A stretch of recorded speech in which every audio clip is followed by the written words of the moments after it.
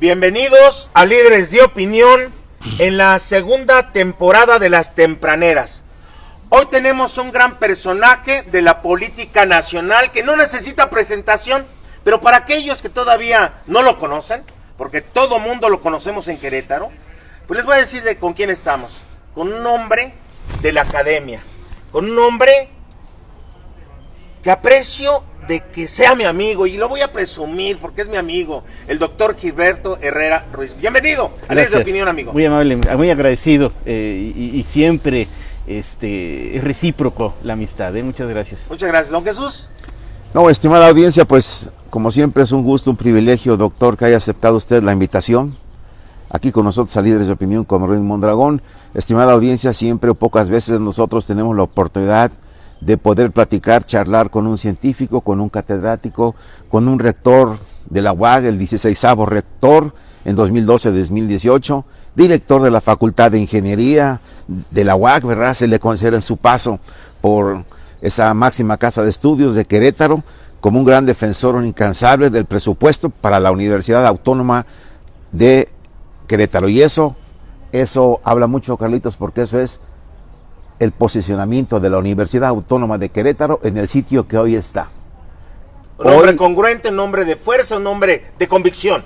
Bienvenido, doctor. Gracias. Y ahorita platicaremos, estimada audiencia, con nuestro invitado de hoy. Muchas gracias. Bisuet. Pues doctor, agradecerle que esté el día de hoy con nosotros y comentarle que estamos transmitiendo por TV San Juan, Lib Multimedios, Teco TV, La Cuarta Información, El Dragón de Mondragón, Te la sabes, y anunciar también que usted está siendo padrino de una nueva alianza que pues confirmamos el día de ayer con Sin Permiso, que es un medio muy importante del estado de Querétaro y que de hecho también se suma a esta transmisión. Muchas Entonces gracias. Agradecerle que esté el día de hoy con nosotros. Muchas gracias. Un honor. Nos falta el Foro Noticioso, Grupo Noticioso y Cadereyta Noticias, que terminando la transmisión se lo compartimos a ellos. Gracias. Entonces somos un grupo muy fuerte y muy grande que te está viendo muchísimas gentes. Bueno, más bien tú siempre nos subes el rating. Bienvenido, amigo. Nunca, gracias. Ahí te va la primera pregunta. Sí, adelante. Y me gusta porque tú siempre eres un hombre bondadoso e inteligente y sabes contestar. Gilberto, todos esperábamos que fueras tú el candidato a la gobernatura de Querétaro. Y no fue así. Hoy es Celia Maya. Sin embargo, se provocó una polarización de gente de Morena, que estaban a favor, que estaban en contra, y tú saliste a decir, voy a apoyar a Celia Maya. Una gran decisión tuya. ¿Qué nos puedes decir de esto? Porque creaste una gran expectativa y pensamos que el senador iba a ser candidato a gobernador. Son decisiones del partido. Y para eso está los partidos, para al final de cuentas tomar decisiones. Hay veces que a la autoridad se le tacha de autoritarismo, pero ahí está la autoridad pues para ejercerla, y un partido igual está para tomar decisiones de sentido. Celia Maya es una gran queretana, una gran baluarte pues de Morena, y gente que ha estado trabajando por años en el estado. Entonces creo que tenemos una buena candidata, además de ser mujer. Yo siempre les presento los espacios, que Querétaro sería muy benéfico el hecho que nos tocara mujer como gobernadora, ¿sí? Habrá que trabajar todos los morenos. Yo creo que esto es como los partidos de fútbol, ¿sí? Es un momento en que la gente podrá tener sus simpatías, sus afinidades, pero posteriormente, y estoy seguro que así sucederá, todo Morena trabajará y caminará juntos en pos de ganar no solo la gobernatura, las presidencias municipales, las diputaciones federales y locales. Lo que sucedió en el caso de elección de gobernador será lo mismo que sucederá para las presidencias municipales y demás, porque igual todo el mundo tiene sus afectos.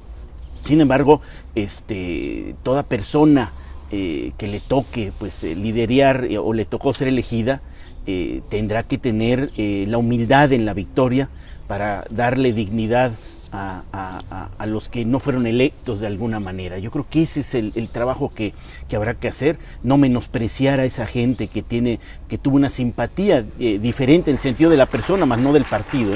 La gente sigue trabajando en un ideal que es la Cuarta Transformación, y ahí hay coincidencias totales de todo estas personas, y simplemente era una afinidad de una persona que pues estoy seguro posteriormente trabajarán juntos para poder el caminar pues a la victoria que se dará en el 2021. Don Jesús. Bueno, a veces el silencio dice mucho, doctor. A veces el silencio es sí y a veces el silencio es no.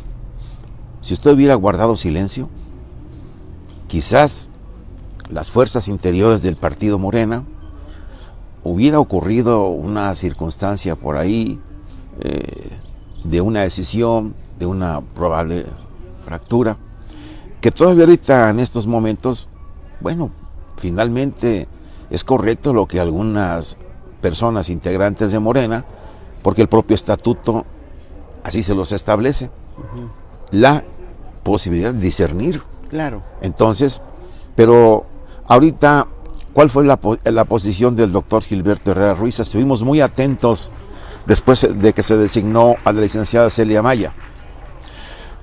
No tardó mucho cuando inmediatamente usted apareció en el SENA, dio su posicionamiento y dio una muestra de madurez política, ¿verdad?, que va a ayudar al partido y a Celia Maya. Sí. Fíjate que además, yo creo que la etapa que nos encontramos ahorita, la gente no está en contra de la maestra Celia Maya, está simplemente pidiendo una transparencia en el sistema de las encuestas, en el sentido de que pues si es el elemento con el que se elige, pues haya de alguna manera también una forma pues de revisar que se hizo correctamente y con eso quedar claro. Ese es el único ahorita diferendo que se tiene, y no es con la maestra, eso es en México, con los que organizaron las encuestas. O sea, la maestra no intervino en ninguna encuesta, no intervino a favor de ella ni en contra de nadie. Sí, se comportó de una manera pulcra en todo el proceso de la inscripción hasta el toma de la decisión, y el asunto nada más es el que el partido, pero fíjate que yo creo que es una parte súper importante, es el único partido que maneja un tema de encuesta, y yo creo que eso es vital, porque muchos ciudadanos se están inscribiendo con la idea que sea pues el pueblo el que de alguna manera les dé la candidatura, no el partido en sí. Y por eso es lo que ellos de alguna manera defienden, no tanto yo creo por lo que ya pasó, sino lo que va a pasar. Ya se inscribieron todos nuestros diputados federales y también va a ser por un método de encuesta la decisión, y así habrá presidentes municipales y demás. ¿Qué sucede con la encuesta? Que yo lo veo como vital y un baluarte sí a defender. Si la gente sabe que esa es una encuesta, ¿a qué se va a dedicar? A trabajar casa por casa, en la dehesa, en donde van a hacer la encuesta para saber si fueron electos o no. No van a ir a México a buscar la palanca para ver si entran o no, ¿sí?, a ser candidatos. Se van a dedicar a eso. Y entonces, al final de la encuesta, si les enseñan, le dicen, mira, en tal distrito no te fue bien, aquí saliste mal, hasta así como una retroalimentación para él decir, bueno, le voy a echar ganas. Y ese símil lo hago con lo que sucedió en la Universidad Autónoma de Querétaro, con la admisión de los estudiantes a la UAC. Anteriormente, hablemos del 11 para atrás, ¿qué hacían los papás o los alumnos? Buscar a quién conocían en la universidad, pues para que los recomendara y pudieran entrar. Teníamos facultades de alguna manera en donde la mitad de los admitidos habían entrado por palancas, y le habían quitado el espacio a gente que tal vez tenía más capacidad y había logrado por méritos entrar. Era una regla no escrita. Era una regla no escrita, de hecho se llamaban listas adicionales. O sea, incluso estaba ya hasta de alguna manera oficializándose, ¿sí? Perdón, ¿y se decía que los maestros tenían derecho a meter a un recomendado? Claro, no, pero los sindicatos, ¿no? Y había diputados que eso se dedicaban, a gestionar la admisión a la universidad. Y llegaban con sus listononones, senadores y diputados, ¿sí?, de gente que los fue a ver y a solicitar la admisión. Lo eliminamos en el 2012. ¿Y qué sucedió de transformación? La gente, en lugar de andar buscando al diputado, al senador o al gobernador, al presidente municipal o al maestro, a lo que fuera, ¿sí?, se dedicó a estudiar. Y entonces ahorita ves incluso que hay escuelas que ofrecen cursos para preparar a los alumnos de la escuela, los muchachos están estudiando y saben que es por mérito. Pero fíjense bien la diferencia. Cuando los papás venían a verme y me decían, oiga, a mi hija es muy buena, no la admitieron, y hay recomendados. ¿Por qué mi hija no logró entrar? Yo le decía, a ver, tráiganle el examen y traigan la lista de admisión. Y yo le decía al papá, mire, aquí están la gente que fue admitida. Si encuentra a alguien, ¿sí?, que tenga un puntaje por abajo de su hija, es más, no solo admito a su hija, ya le doy el título, olvídese ya. Tan seguro estoy del sistema que estamos manejando que ahí está. Y después de eso, revisamos el examen. El papá salía contento porque había transparencia en el sistema de admisión. Veía a los admitidos, veía que su hija había fallado en muchas preguntas que no tenía por qué fallar, ¿sí? Porque las analizamos. Mira esta pregunta, mira, o sea, es esto y no es esto, es esto, esto. Entonces la gente se iba satisfecha en ese sentido. Pero si yo le hubiera dicho al papá, no te puedo enseñar nada, ni quién está dentro, ni nada, pues le queda la sospecha. Y eso es lo que falta que el partido haga, mostrar las encuestas, ¿sí?, a todos los interesados, ¿sí?, transparentarles, decirles, miren, aquí está, y hasta les sirve de retroalimentación.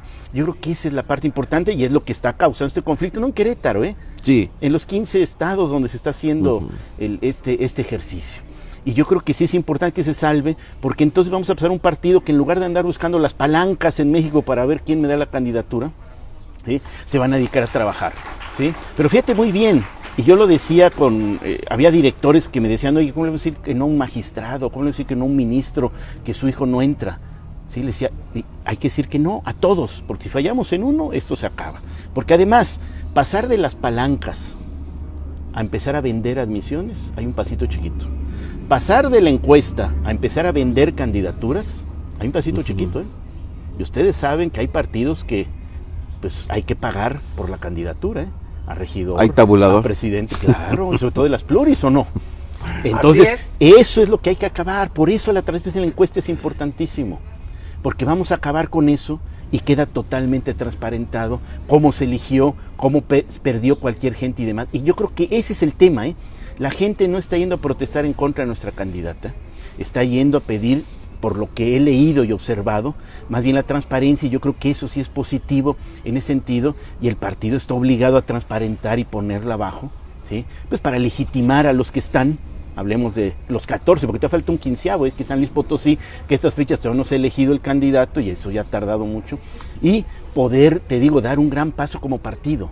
Si se logra eso, el partido se va a empoderar de una manera y será un ejemplo para cualquier ciudadano que sabe que si es candidato no tiene que andar buscando a los líderes del partido, a los líderes en México y demás. No, ponerse a trabajar, ¿sí?, en su territorio y demás, que la gente lo reconozca, le dé la confianza y con eso basta. Que es un poco lo que se hacen los independientes, ¿sí?, ir a buscar las firmas de la gente. Bueno, algo similar en los partidos debe hacer. Y segundo, debemos, así como se hizo una ley de paridad, ¿sí?, y a Querétaro pues es parte de la paridad en cuanto a mujer, y qué bueno que sea así, también debe haber una ley, y eso lo vamos a empezar a impulsar desde el Senado, ¿sí?, de paridad ciudadana. Todos los partidos, ¿sí?, la mitad de sus candidaturas deben ser para ciudadanos, no para la mafia de militantes, no para los amigos, los compadres y los cómplices de todo lo que se hace en cada partido, ¿sí? Y entonces se jale a los mejores ciudadanos de cada espacio político, ¿sí?, como candidatos en ese sentido. Yo creo que eso es lo que se debe hacer, porque estamos secuestrados los partidos, están secuestrados por mafias que ahí viven, no saben hacer otra cosa más que vivir de un partido, o sea, no dan clases, no saben litigar, no saben hacer una contabilidad, no saben solamente vivir de los partidos, y se vuelven incluso partidos de familias, y eso hay que acabar. ¿Sí? Entonces yo creo que esa va a ser más importante. O sea, de estos procesos tenemos que generar enseñanzas y soluciones para ir mejorando. Entonces yo creo que ese va a ser los escenarios. ¿Y en el Senado hay ya alguna iniciativa? Eso vamos a trabajarla, la vamos a hacer, yo la voy a promover.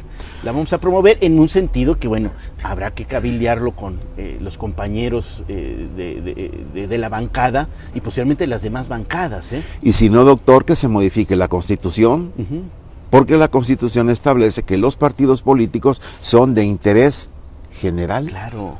Entonces, tenemos que obligar a los partidos que la mitad de sus candidaturas, así como son para mujeres, y que se está cumpliendo ahorita, sea también la mitad para ciudadanos. Acabas de comentar algo medular. Hablas de un proceso en la UAC a donde comentas lo que se hizo. Y hay mucha gente, porque mi hijo es académico también, y gente que te conoce, y toda la gente que te conoció cuando fuiste rector, habla muy bien de ti, ¿sí?, de todo lo que hiciste.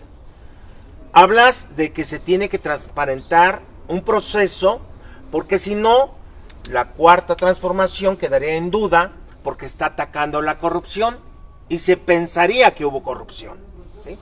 Y hablas de una cosa muy importante, de involucrar a la ciudadanía en todos los partidos por ley para tener el 50% de ciudadanos y que nos quitemos de esto, de quien compra el espacio o que sea de algún amigo o que tenga su padrino político. De eso nos podemos quitar, ¿no? ¿Y cómo andan saltando de espacio en espacio?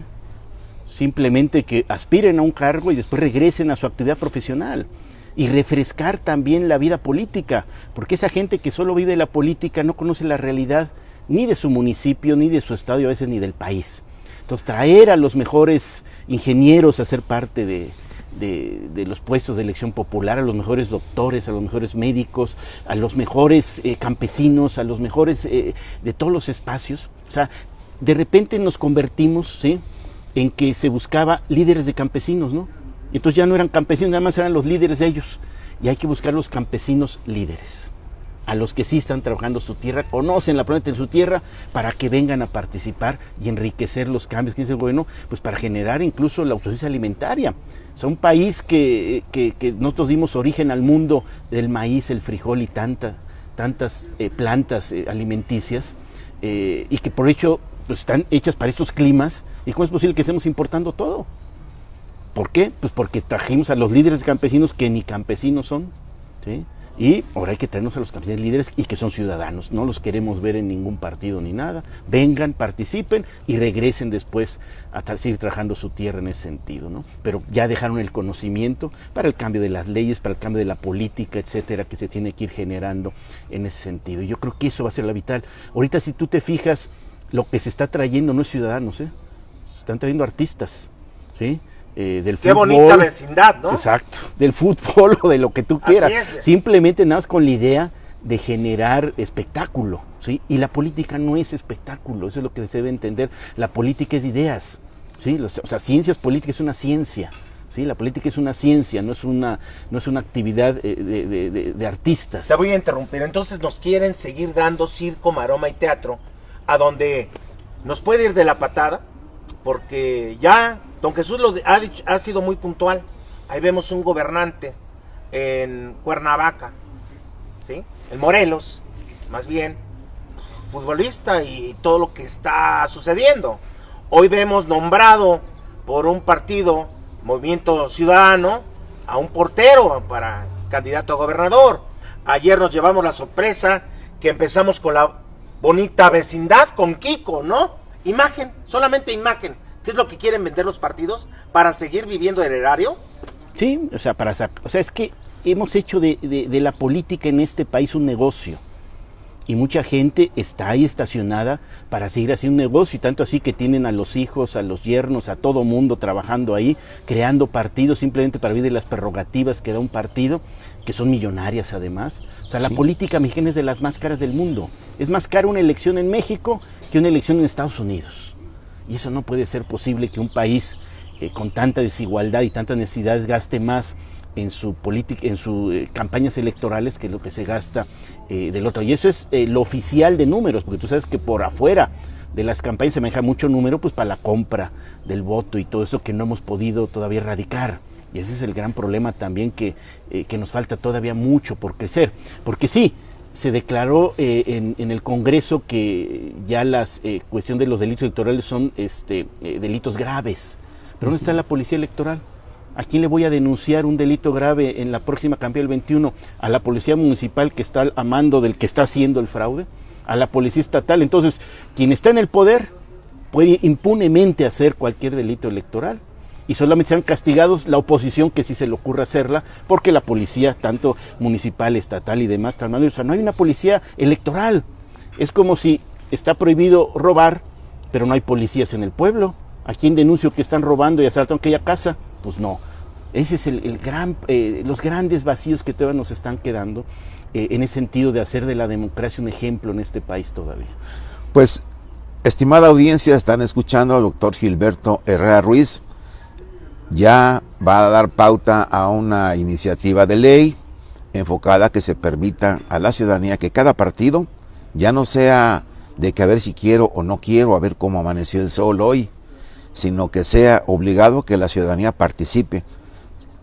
Pero también están escuchando algo que es muy importante, estimada audiencia, y que ustedes dirán si existe o no razón con lo que estamos comentando. ¿Y a qué se refiere con lo que decía el doctor?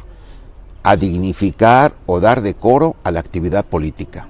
Porque una institución de militancia, ¿qué será el partido entonces? Una institución de militancia social, no burocrática, ni simuladamente asambleísta, que antepone intereses de los ciudadanos al de los partidos y grupos de poder. Entonces, ¿dónde queda la ciudadanía? Claro. Si se están pasando el poder entre unos y otros, claro. Y hoy serían los partidos políticos corresponsables directos de lo que hoy le pasa a este país, claro, que se encuentra arrodillado, totalmente, ¿verdad? Con 62 millones de pobres. Entonces, una brecha muy amplia entre la riqueza y la pobreza. Y entonces se pregunta uno, ¿qué está fallando? ¿El país es pobre? ¿El país adolece de recursos naturales? Pues no. Japón no tiene petróleo crudo y refina. Japón no tiene, y usted conoce muy bien carbón, Japón, ni hierro, no y fabrica acero. Entonces, ¿qué está pasando? ¿Qué le ha ocurrido a México? ¿No es tiempo ya de dignificar este país en estos momentos, doctor, de crisis? Urge de manera vital, qué bueno que comentas ello. Hay países que no le han apostado a la democracia como una vía de desarrollo, y ese es China, por ejemplo. El Partido Comunista sigue siendo el que dirige la economía, la cuestión social y todo de un país tan grande y que se ha desarrollado enormemente, ¿sí? O sea, ya olvídense de elecciones y demás. Acuérdense de Tiananmen, que eso buscaban los chinos y se acabó, y sigue el Partido Comunista en esa cuestión. México le apostó a la democracia. Entonces tenemos que tener una maquinaria democrática electoral ejemplar en todos los sentidos, ¿eh? Por eso te digo, esta ley va a contribuir que se busque a los mejores ciudadanos, ¿sí? O sea, los mejores ciudadanos que puedan participar, como se están buscando a las mejores mujeres que puedan participar y que estamos dando porque antes también era una cuota de puros hombres, ¿sí? Tanto así que la transición de las mujeres pasamos con las Juanitas, ¿no? O sea, el simular una mujer, el suplente era el hombre y después ellas renunciaban para que ya el hombre estuviera ahí, o sea, el usarlas en sentido. Pero bueno, hemos mejorado y en el Senado nos encontramos con grandes mujeres, ¿sí? Lo mismo en el estado de Querétaro, tenemos ya grandes mujeres ya dirigiendo espacios y haciéndolo de una manera ejemplar.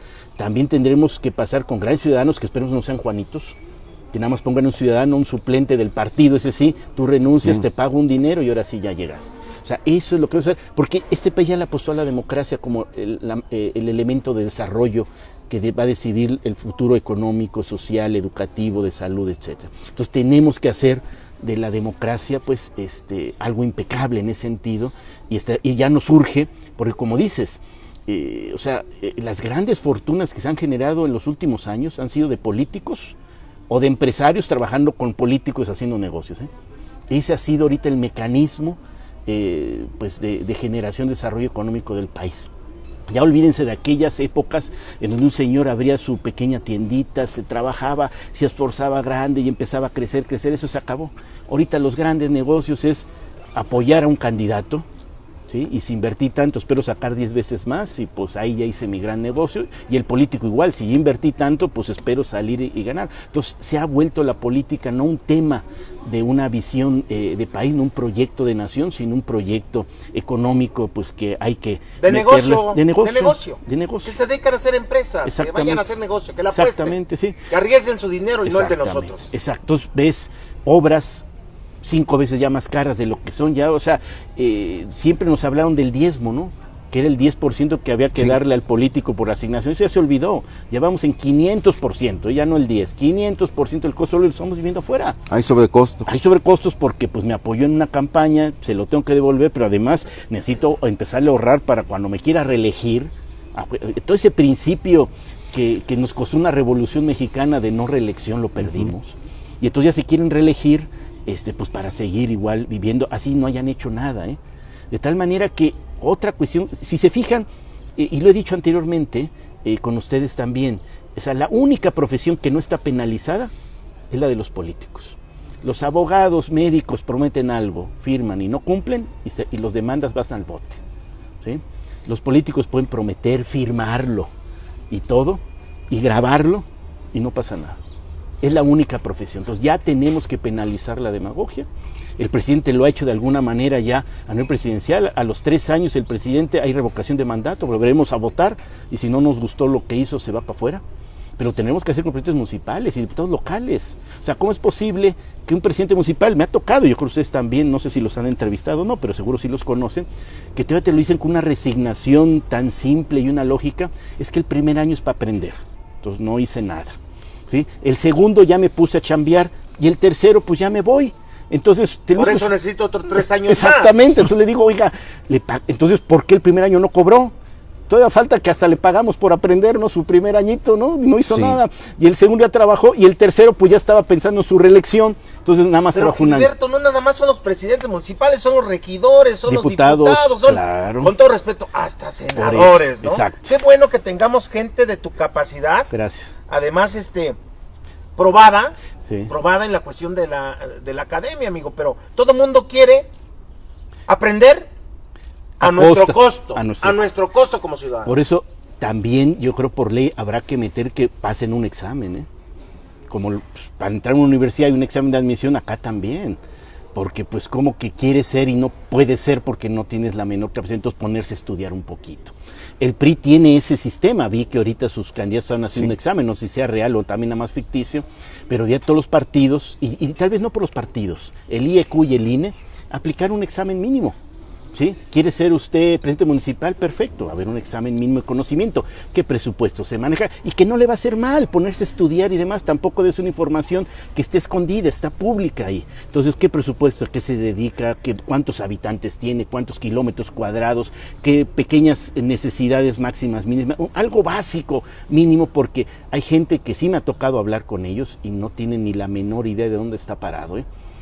Hay quien me ha contestado que le costó X dinero la candidatura, como diciendo, pues por eso llegué, u otros, pues es que a mí me dijeron que yo era y aquí estoy, o sea, no es mi culpa, o sea, yo no pedí ser, entonces eso ya no puede estar pasando en un país como el nuestro, ante, como tú dices, tantas necesidades y tantas urgencias ya de resolver. O sea, es un país enormemente rico. ¿Esto sería parte de una iniciativa? Sí, yo creo que eso es lo que estamos discutiendo con mis compañeros del Senado para poder, más allá del 50%, también poner algunos candados para que no nos pongan Juanitos o Juanitas, etcétera, y demás, y que se profesionalice hay que meterle de la control política. Y confianza, como le hacen también, a la policía, porque exacto. Un examen de ese tipo lo necesitamos, porque claro. ahí se da, uno cuenta si es conveniente o no. Exactamente, yo creo que también, y todas esas ideas, y bueno, y se tratará de ciudadanizar esta iniciativa, platicándola también como con ustedes, que sí, se me hace ahorita lo que me acabas de decir también un elemento importante, porque si no después vamos a tener candidatos narcos, como pasó en Colombia, y no sé si incluso ya lo tengamos, ¿verdad? O de otro tipo de cuestiones de criminalidad en este país. Entonces tenemos que trabajar fuertemente en ello. Digo, entonces, como ven, hay mucho trabajo por hacer y continuarlo en las trincheras que nos toque. Doctor, preguntarte, porque hemos visto también una utilización desde un punto de vista, desde la politiquería, todo este tema de la pandemia, desde un principio. Hoy vemos a los partidos políticos de oposición al gobierno federal hablando que el gobierno federal está utilizando políticamente el tema de la vacunación. Sin embargo, pues hablando ya específicamente del estado de Querétaro, vimos cómo pues las estrategias que implementaron no fueron en pos de la ciudadanía, sino en pos de precisamente el 2021 y el tema electorero.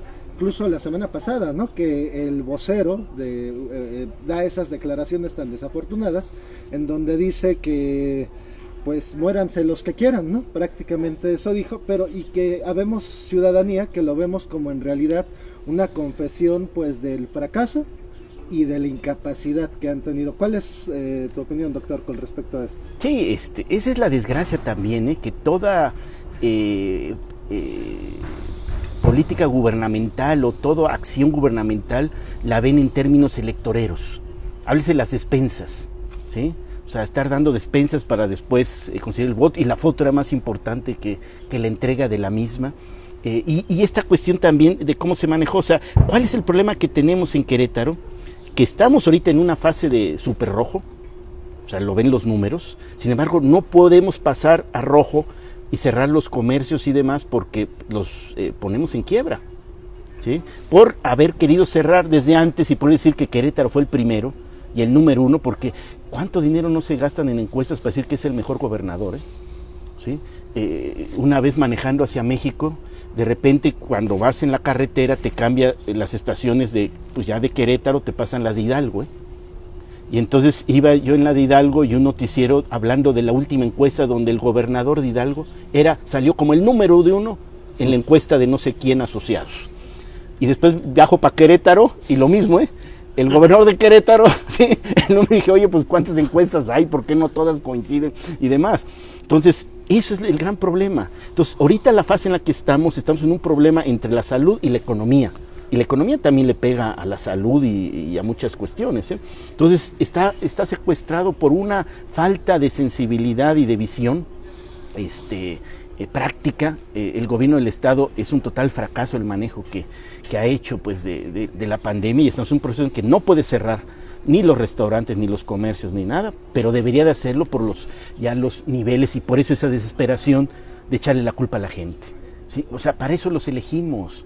Están administrando el cómo nos organizamos y el cómo convivimos uno al otro, para eso están ahí. Entonces no le puede echar la culpa a la gente y decir muéranse si ustedes quieren, en un momento de desesperación y de frustración de que no logran bajar el número de contagios y de muertos, que ya Querétaro está en un momento muy crítico, y eso es lo que sabemos, porque hay que reconocer que no se están reportando en los datos del gobierno estatal de Querétaro los muertos de los hospitales privados, Entonces hay un manejo igualmente de los números pues para poder decir que somos el estado número uno en el manejo de la pandemia, y eso no debe ser. Hay que reconocer lo que tenemos para poder concientizar y atacar esta problemática en todos los sentidos. Entonces sí, hay mucho todavía por hacer, pero yo creo que lo principal es despolitizar todos los programas gubernamentales, y eso fue lo primero que hizo el presidente, yo lo viví, ¿sí?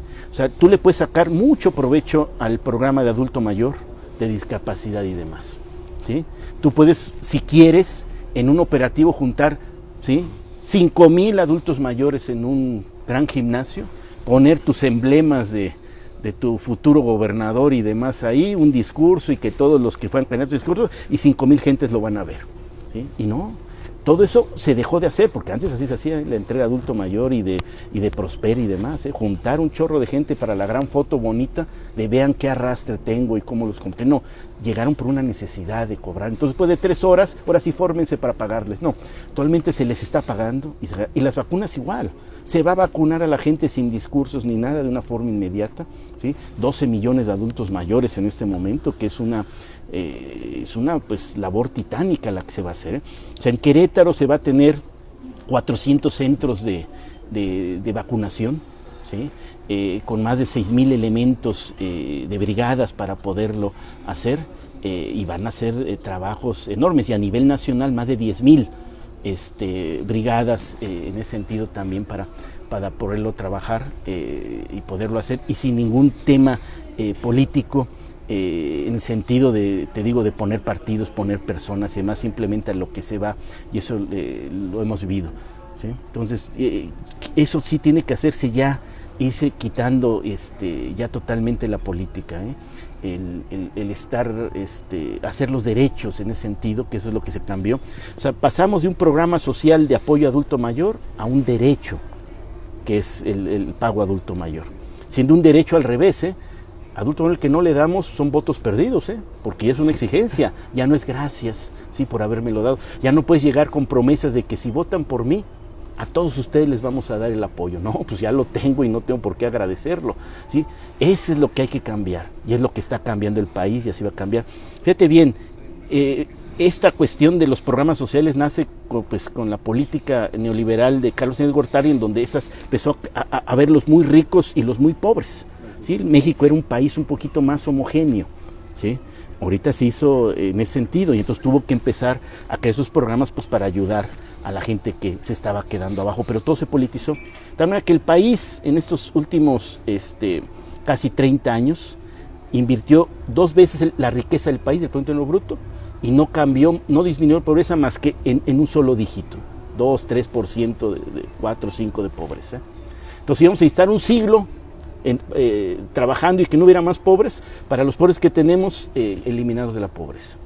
Y la cuestión fue que siempre se politizaron, entonces se le daba a quien no lo merecía, ¿sí? Se le daba al que era afín, y cada partido lo hacía, y cada partido le cambiaba, ¿no? El nombre, ¿no? Hombro con hombro, soluciones y todos los que ustedes quieran, sí, anteriormente de una forma. Y ahorita no, ya son derechos.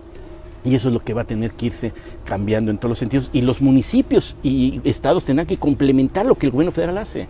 Si tenemos un sector de personas con discapacidad que no tiene apoyo, es donde debe entrar el gobierno estatal y municipal. No tienen por qué echarle la culpa al gobierno federal de que, mira, no te están apoyando a ti. ¿Sí? Ahorita los gobiernos, las propuestas que va a haber en el 21 de muchos partidos, simplemente nada más la de la crítica, pero estando en el gobierno no han hecho ninguna propuesta en sentido de que podamos garantizar a toda la gente un derecho a que todo, como lo dice la Constitución, todos nacemos iguales, pero que en la realidad no se está dando. ¿Sí? Si tú te apellidas Slim, Azcárraga o Domínguez, tienes un futuro muy diferente a que si te apellidas Pérez o Mondragón, ¿verdad? Hazme la buena. Y estás en otro lugar, ¿sí? Ese es el asunto en sentido. Entonces, tenemos que generar un sistema que por méritos la gente tenga derecho a progresar. Y me he encontrado en zonas rurales niños talentosísimos, talentosísimos, que yo digo, esta niña es una Sor Juana Inés de la Cruz Nuestra y demás, pero por haber nacido allá y estando allá, jura lo que no va a poder repetir lo que se repitió en México con Benito Juárez o tantos mexicanos ilustres que nacieron en pequeñas comunidades pero lograron progresar. Eso lo estamos perdiendo y es lo que tenemos que recuperar. Hay tantas cosas, doctor. Ahorita, si nos vamos a 1988, aunque dio inicio, detonó una era privatizadora. Y dentro de ello, y usted lo sabe muy bien porque usted ha estado inmerso en ello, en la educación me refiero, se privatizó también la educación. Claro. Y entonces ya no había el espacio. Por un lado, se implementaba aquel proyecto de solidaridad para disminuir esa brecha. Por otro lado, surgían como conejos las escuelas privadas, pero privadas, de cierto nivel, y se desincentivaba la matrícula oficial. Pública. Y entonces, ¿qué ocurría? Por un lado, la solidaridad, y por otro lado, una trampa a la pobreza. Es decir, el joven que lograba después de 1000 circunstancias ingresar a la universidad pública, egresaba, y hoy, estimada audiencia, ustedes lo han de saber si no es una trampa a la pobreza.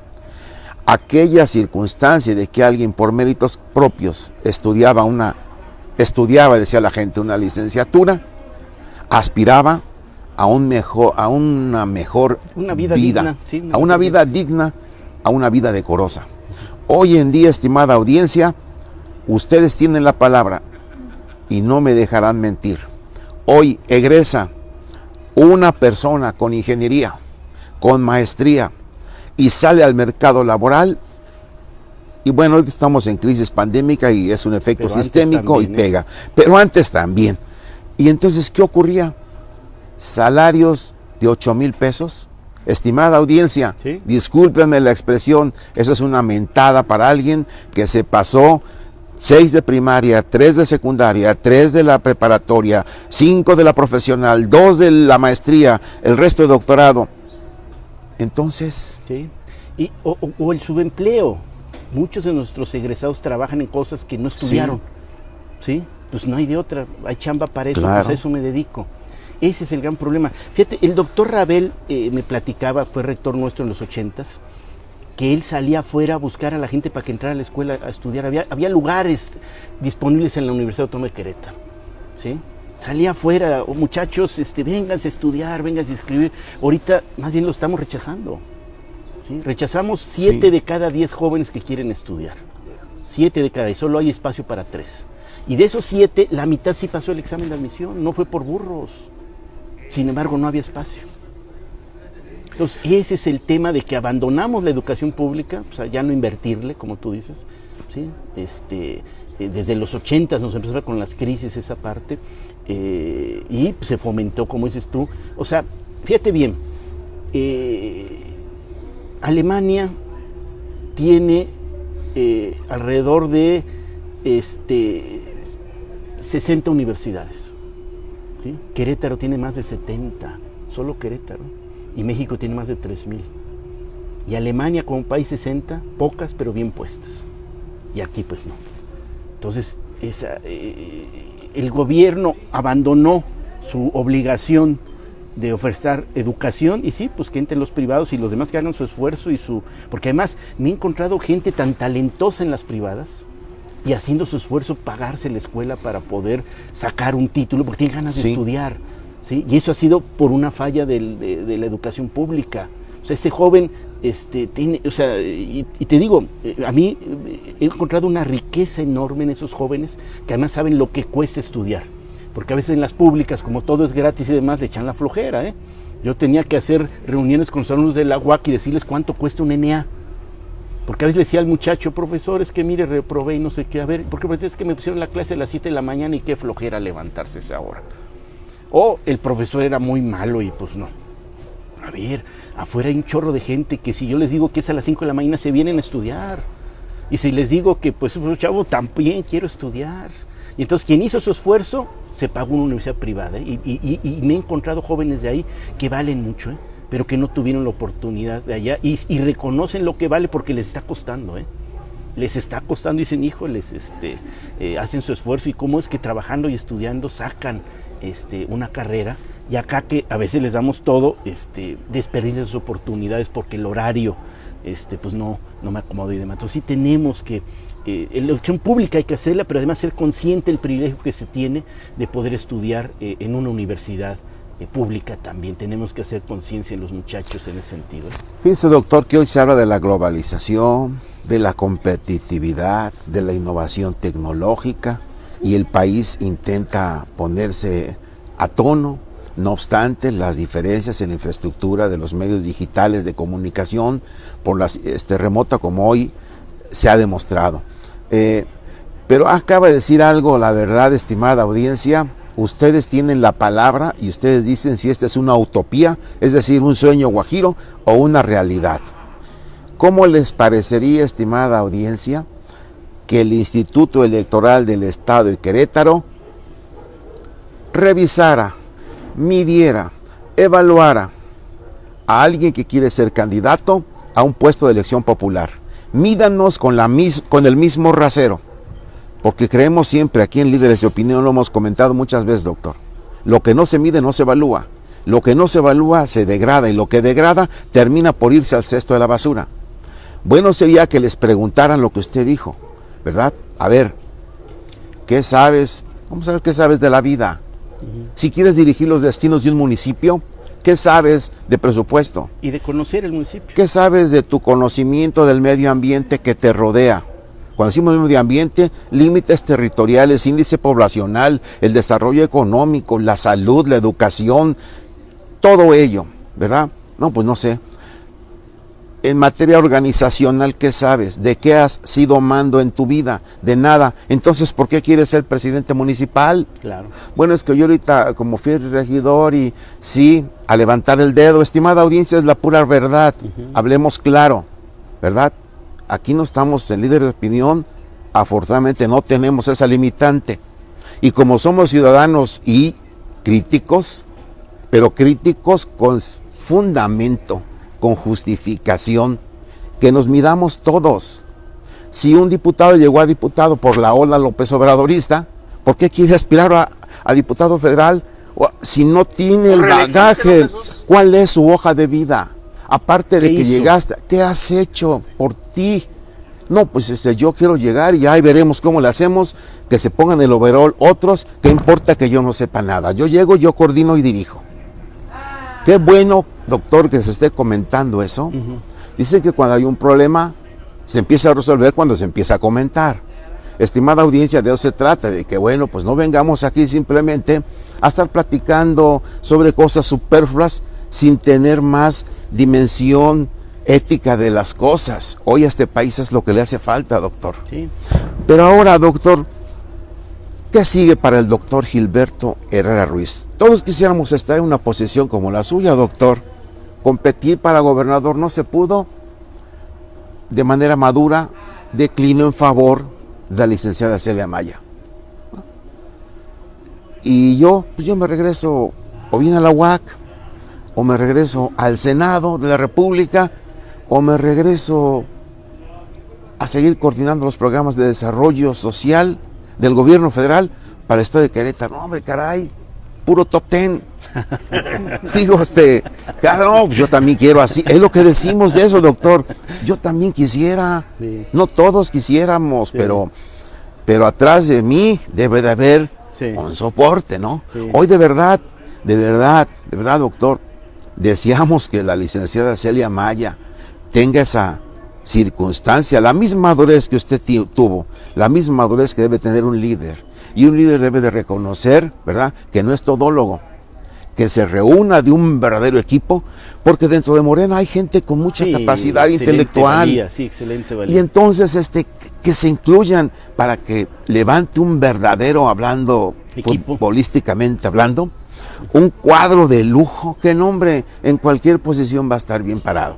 Pero ¿qué sigue para usted, doctor Gilberto Herrera Ruiz? Que nuestra estimada audiencia lo escuche. Seguir trabajando, el tema, voy a reingresar a la Comisión de Educación, que es mi espacio en el Senado, en donde aprobamos la Ley de Educación Superior, y entonces en la ley se establece que el 5% de los alumnos de cualquier universidad privada tiene que estar becado para que no pague colegiatura. Así es. De hecho, quisimos aumentarlo a más, pero llegué tarde, ya mi reingreso al Senado fue tarde, entonces ya no querían posponer más eso para que pudiera ser un proceso más. También que esos muchachos valiosos que trabajan y para eso van a tener opción de becas de sentido, y que ellos puedan elegir, me voy a la pública o la privada, no importa, pero hay opción de becas y se va a generar una mayor capacidad de becar alumnos en universidades privadas. No debe por qué haber un distingo entre una u otra.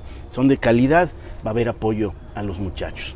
Lo de esta cuestión electoral, como dices, voy a seguir trabajando, sigo trabajando, visitando comunidades, visitando espacios.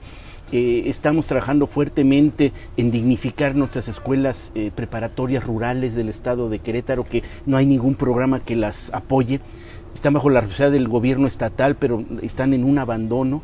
Estuve en Vaquerías hace poquito, donde los muchachos están en una bodega ahí improvisada, estudiando.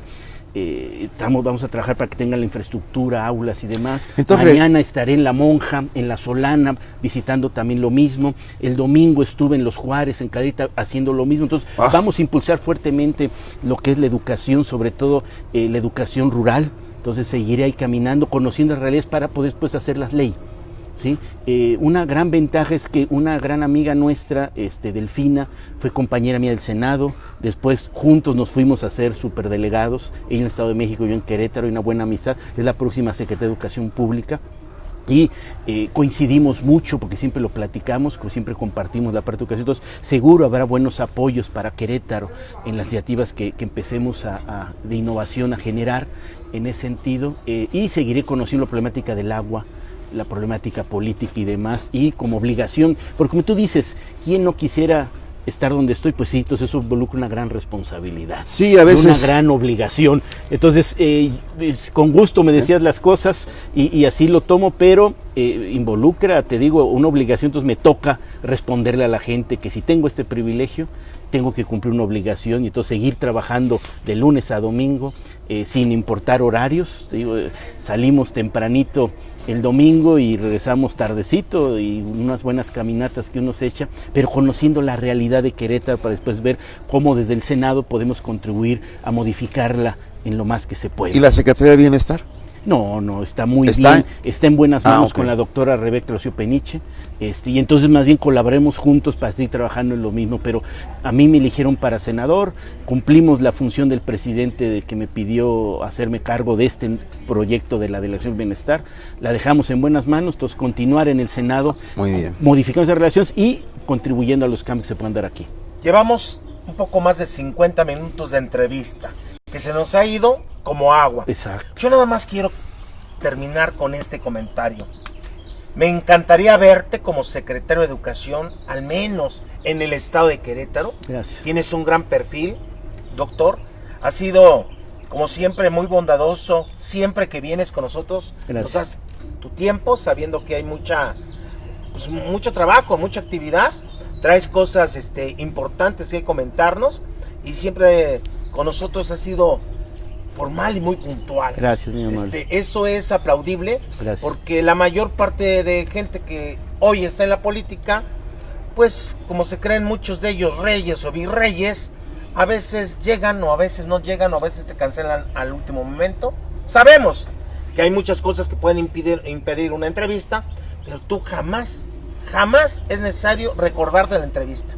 Tal día, tales horas, siempre llegas formal y puntual. Muchas gracias. No, a ustedes muy agradecido, y para mí siempre venir es muy enriquecedor, porque las preguntas no son preguntas hechas, son cuestionadoras, son grandes retos de cómo contestarlas, porque además siendo en vivo uno puede acabar en el ridículo, Entonces yo por eso entiendo que te cancelen, Hay que pensarle bien el venir o no venir aquí, porque en este tema, esto es como un examen de admisión política, Si uno llega aquí y empieza a contestar, se nota inmediatamente cuando la gente o no quiere contestar o no sabe y nada más anda cantinfleando. Entonces, entiendo por qué te cancelan, mi estimado.